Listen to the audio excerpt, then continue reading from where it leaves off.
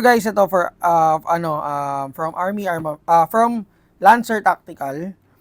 So para siyang AEP-01. Papakita ko na sa inyo. So available in color red at saka ito na yung last na green, no. So ito na yung tinest namin or ito na yung titest natin. Kailan pa tayo nag-test ng AEP? So yung last time nag-test kami ng AEP, ayun guys, parang AEP din yung ano nito. Pero ito kasi mas malaki siya compare natin sa size ng AEP-01. Okay, so outer barrel is twisted. Threaded na yung duluhan. Naka fiber optic sights, front and rear sights. And meron na rin siyang rail for optic attachment.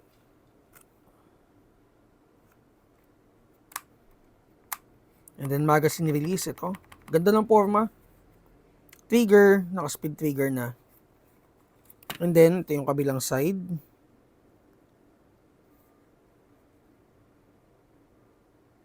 Yun, parang naka-hex design yung ano niya, yung grip niya. Polymer din pala to, guys. Body and yung pinaka-base niya is polymer din. So, accessories, guys, sobrang busog nito sa accessories. Parang yung mga aftermarket na AEP-01, ito yung mga kasama dito. Ito, guys. Ito, I think dito to sa may sa likuran to. Parang panghatak pag kinakasa. And then, extra trigger. Ito rin, no. Hindi ko sure kung ba't may kasama pa. Ito, compensator, guys. Yun. Ngayon ko lang nakita na may kasama palang compensator to. Sa dami na nang lumabas nito. And then, mga O-ring, guys, may kasama na rin siya. Again, available, green. Ito na yung last na color, green. And madami tayo, color red. For the pricing is around ito. Iba yung pricing nito, 10K. Pero pwede ko bigay sa inyo ng 9.5. And then si color red, may mga mababa kasi kami nakuha nun. So mga nasa 8.5 siya yung color red. Ito, medyo mataas kasi yung kuha namin ito. Kasi right after nung MOA, nung Taiwan event, ito nakuha namin to doon right after, kaya medyo mataas. Tapos dumating yung mga regular stocks namin right after a month. So yun, kaya medyo bumaba na yung presyo niya.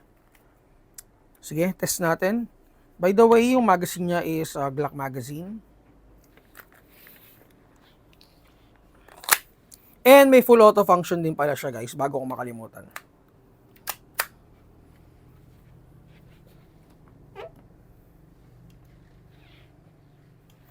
Sige, G. 403. Galit yung mga unit 408. So, for full auto function, guys, ito, bababa ko to. Or isa-side ko lang. Ayan, same with the AEP, meron din siyang selector na may nakalagay na A at saka 1. So, 1 is for semi-auto and then A stands for auto.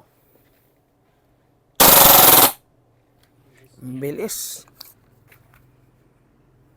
So, from Lancer Tactical, guys.